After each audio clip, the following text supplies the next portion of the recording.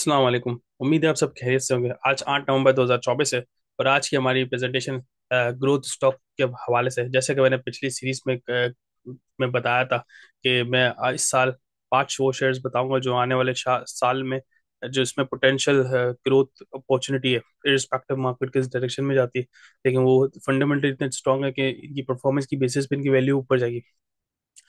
कल मैंने एमपीएल बताया था, आज दूसरी वीडियो है जिसपे आज आज एफएफसी के हवाले से जिक्र है। अच्छा, ये बेसिकली मेरी इस वीडियो का सेकंड शेयर है और क्यों मैं समझता हूँ सेकंड शेयर, वो आने वाली स्लाइड में आपको पता चल जाएगा।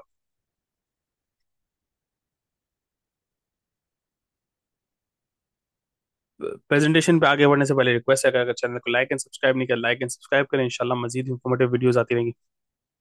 टॉपिक्स की बात करें, किन चीज़ों को मैं कवर करूंगा जिसकी बेसिस से मुझे लगता है कि अच्छा शेयर है और ऊपर जाएगा, उसमें सबसे पहला कंपनी का बैकग्राउंड बताऊंगा, इंक्लूडिंग कि किधर किधर से कमाता है कंपनी, कि किधर किधर से कंपनी कमाती है। इसके अलावा न्यूज़ के हवाले से बात करूँ, क्या न्यूज़ के हवाले से सर्कुलेट हो रही, क्या नोटिफिकेशन हैं, क्या स्टॉक एक्सचेंज में बातचीत है इस कंपनी के हवाले से। Third, financial performance.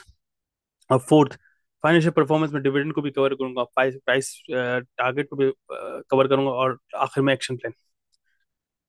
कंपनी की बैकग्राउंड की बात करूं, अच्छा, फौजी फर्टिलाइजर कंपनी, नाम से पता चलता है फर्टिलाइजर कंपनी है। इसके इस कंपनी के बारे में बहुत सारी वीडियोस बनी हुई है। लास्ट ईयर भी मेरी कंपनी फेवरेट थी, और लास्ट ईयर हमने देखे, लास्ट ईयर जब 95 पे थी तब भी मैंने बोला था उसको बाय करें।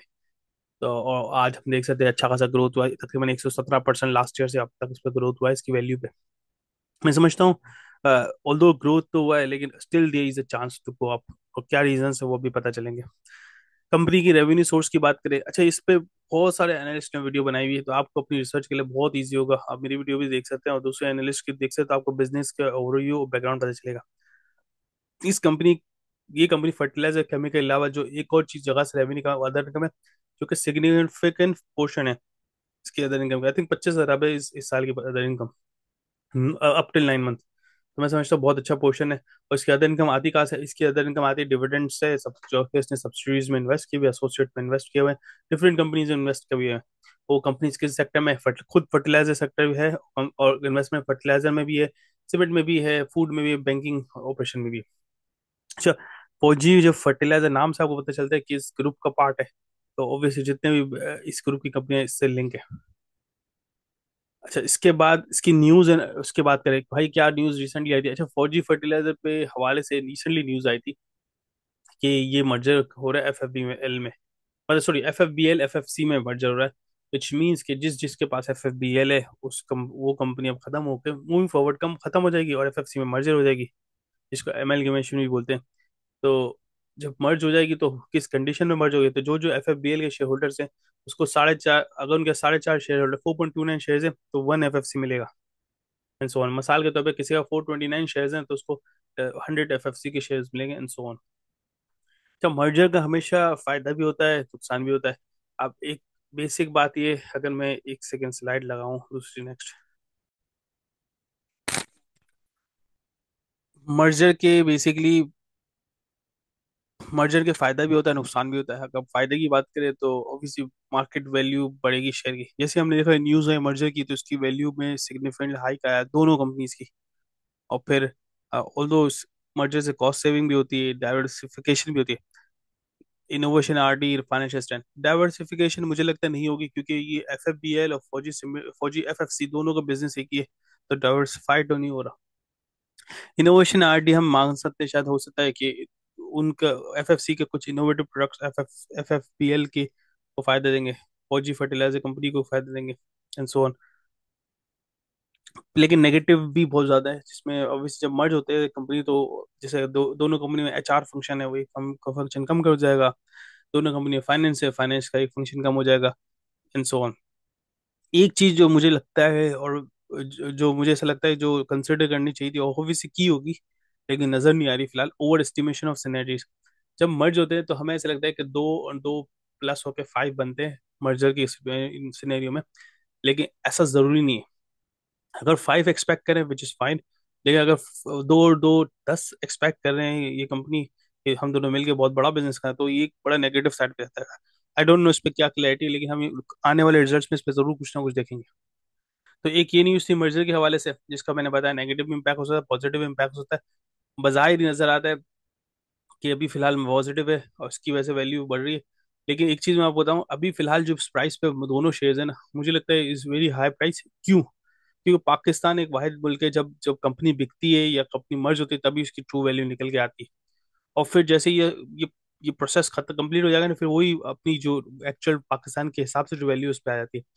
तो मैं समझ रहा हूँ इस वजह से अभी फिलहाल बढ़ी हुई वैल्यू नजर आती है मुझे, बट नॉट श्योर। दूसरी न्यूज इसके बारे में थी कि इसने ये एग्रीटेक को अक्वायर कर रहा है। ऑफर बेसिकली इंटेंशन सबमिट किए स्टॉक एक्सचेंज में के Fauji FFC intent to acquire Agritech majority share. तो इसके बारे में फिलहाल कुछ अपडेट नहीं है, और तो एक्वायर कर लेगा बहुत अच्छी बात होगी। इसकी advance and innovative technology FFC के लिए फायदा होगा। ये फिलहाल सिर्फ इंटेंशन है, एक्सपेक्ट के एक्वायर कर लेगा। फिर इसकी बात जो मुझे इसकी कंपनी में सबसे ज्यादा अच्छी लगी ना, इस कंपनी में सबसे ज्यादा इन्होंने का जो काम है ना, वो और मैसिव काम अदर देन ऑपरेशन के, इनकी अदर इनकम में बड़ा फोकस है। और इसका क्लियर इंडिकेशन आपको नजर आता होगा कि अदर इनकम में आप देखिए डिविडेंड इनकम्स अदर इनकम काफी सिग्निफिकेंट ग्रो की। अदर इनकम से मुराद ये, अगर मिसाल के तौर पर खुदा ना खास्ता ऑपरेशन बंद रहता है ना, तो वो अदर इनकम ही बिजनेस को खिलाता है। जैसे कि कैपको के केस में आपको नजर आता है कि इतनी बिल्टअप हुई थी कैश कि वो बिजनेस को चला, बंद 2 साल से स्टिल खिला रहा है। बाकी इनके अदर इनकम में है क्या क्या भाई, इनकी इन्वेस्टमेंट्स है। सीधे सीधी बात, जिधर से इंटरेस्ट इनकम कमाती है, अच्छा वो इंटरेस्ट इनकम ऑब्वियसली अब कम हो जाएगा, इंटरेस्ट रेट कम हुआ है। पीआईबी पाकिस्तान इन्वेस्टमेंट बॉन्ड है, वो भी कम हो जाएगा क्योंकि वो भी इंटरेस्ट लिंक्ड है।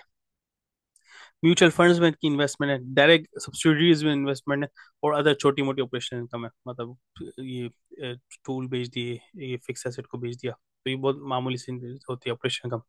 तो मेजोरिटी इसकी जो अदर इनकम है वो इन डाइवर्सिफाइड पोर्टफोलियो से, which I think is very good.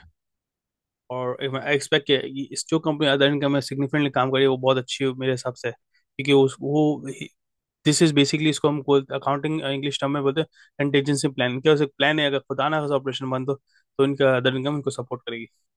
बाकी ईपीएस नंबर देखें, पिछले साल से इस साल ऑलमोस्ट डबल है। तो मीनिंग प्राइस भी ऑलमोस्ट डबल होनी चाहिए, और प्राइस भी ऑलमोस्ट डबल हो चुकी है, डबल से ज्यादा हो चुकी है। पिछले साल 95 रुपये पे था, आई थिंक सितंबर में 90-95 पे था, या आई थिंक 100 के नीचे ही था। और आज देख ले 285 पे। तो डबल तो हो चुकी, मतलब प्राइस तो नजर आता है कि ऑपरेशन के हिसाब से डबल से ज्यादा हो चुकी। तो आया price over estimated the moment है, या प्राइस बहुत ज्यादा है, इस पे हम डिस्कस करेंगे इन अ। इसका कॉस्ट ऑफ सेल बेसिकली, ये जितनी भी फौजी ये फर्टिलाइजर कंपनी, सबसे ज्यादा इसका मेजर कॉस्ट होता है इसके फ्यूल।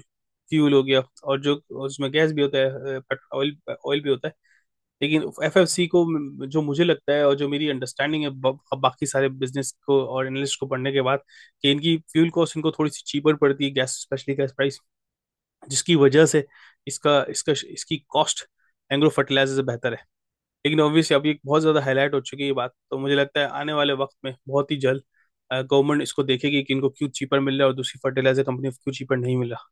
तो ये कॉस्ट गैप भी कवरेज हो जाएगा। बाकी इसकी ये दो दो मटेरियल मेजर कॉस्ट है, raw material, wage and labour. बाकी अगर इस साल की 9 महीने की ग्रोथ देखें, इसका दिसंबर ईयर एंड है, तो उसके 9 महीने के परफॉर्मेंस देखें ना, तो इसका रेवेन्यू 43% अप हुआ है, ऑपरेशन प्रॉफिट 61% अप हुआ है, which is very good. Revenue very good, other income is also very good, और ग्रॉस प्रॉफिट 67% अप हुआ, विच इज ऑल्सो वेरी गुड। आगे बात करें प्राइस की, करेंटली 285 पे ट्रेड कर रहा है। चल लास्ट ईयर ये 95 से 100 के बीच में था, और अब 285 पे ट्रेड कर रहा है। ट्रेड करने की वजह एक तो ये है कि इसकी परफॉर्मेंस बहुत अच्छी रही है, प्रॉफिट बहुत अच्छा है, डिविडेंड बहुत अच्छा देता है, हर हर क्वार्टर में डिविडेंड देता है।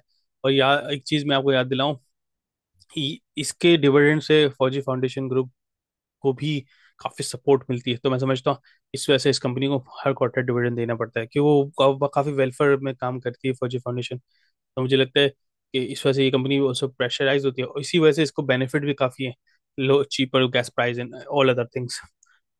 तो मुझे लगता है कि इस वजह से ये कंपनी की डिविडेंड भी देता है, और जब इस इतने ज्यादा पॉजिटिव्स हैं, डिविडेंड भी रेगुलरली दे रहा है, हर क्वार्टर दे रहा है, हिस्टोरिकली आप उठा लें, तो मुझे लगता है इस वजह से इसकी प्राइस भी ऊपर प्रेशर में। प्लस इसने एफएफबीएल के साथ जब अक्वायर, मतलब ये मर्जर इसका अप्रूव हो गया, तो ऑटोमेटिकली सिनर्जी इंपैक्ट आएगा। मूविंग फॉरवर्ड एफएफबीएल की वैल्यू खत्म हो जाएगी और एफ फौजी फर्टिलाइजर कंपनी रहेगी। तो दोनों की वैल्यू को सम करेंगे तो ऑब्वियसली प्राइस तो बढ़नी है।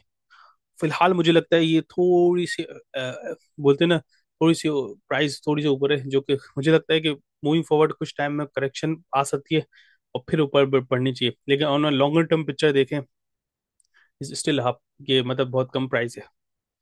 डिविडेंड देता है 4 से 5 एवरी क्वार्टर। नेक्स्ट बीओडी, इसका ईयर एंड रिजल्ट जब होगा जनवरी की आखिर में, वो नॉर्मली अनाउंस कर देता है, पिछले 2 सालों से किया है। मैं एक्सपेक्ट करता हूँ जनवरी के आखिर में या फर्स्ट वीक ऑफ फरवरी में जा सकता है। इसकी वजह ये, मर्जर हुआ तो काफी सारी चीजें इनको लेके चलनी दोनों कंपनियों की। अच्छा, एनालिस्ट ने इस साल के स्टार्ट में प्रेडिक्ट किया था कि 295 पे जा सकती है आफ्टर दिस में, और उसमें ये प्रिडिक्शन में ये नहीं, ये इंक्लूड नहीं था कि एक्वायर करेगी एफएफबी, मर्ज करेगी एफएफबीएल को के साथ, और एक इंटेंशन टू एक्वायर एग्रीटेक। तो जब ये चीज कवर नहीं थी, तो विच मींस ये price is is before taking this impact. So जब भी इनका इम्पैक्ट लाए तो डेफिनेटली इसका ज्यादा है। कुछ कुछ एनालिस्ट इसका 500 भी टारगेट देते हैं। मैं समझता हूँ ऑन रियलिस्टिकली ये 25% ग्रो कर सकता है, जैसे as as in line with the growth of their revenue और प्रॉफिट।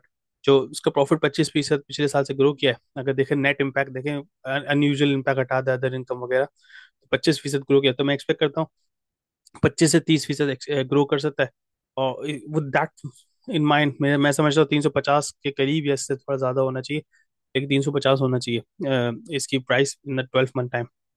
और which is also good, 20-25% return. और यहाँ पे मैंने डिविडेंड हिस्ट्री लिख दी कि डिविडेंड से कितना कितना दिया।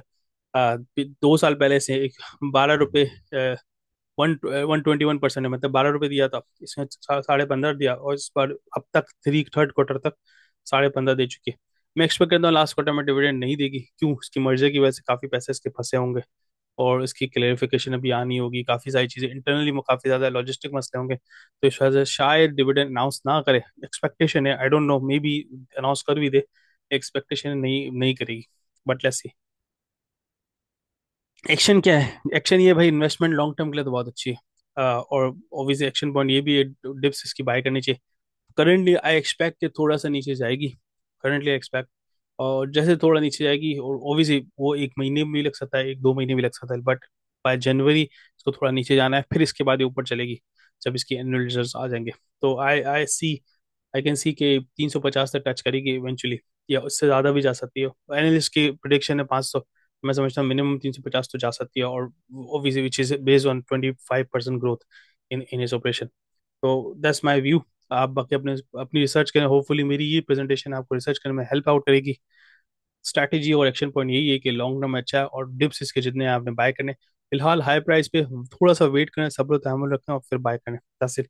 ये मेरा व्यू था इसके हवाले से। चैनल को लाइक एंड सब्सक्राइब नहीं करते, लाइक एंड सब्सक्राइब करें, इंशाल्लाह मजीद इंफॉर्मेटिव वीडियोस आती रहेगी। जज़ाकल्लाह, अस्सलाम वालेकुम।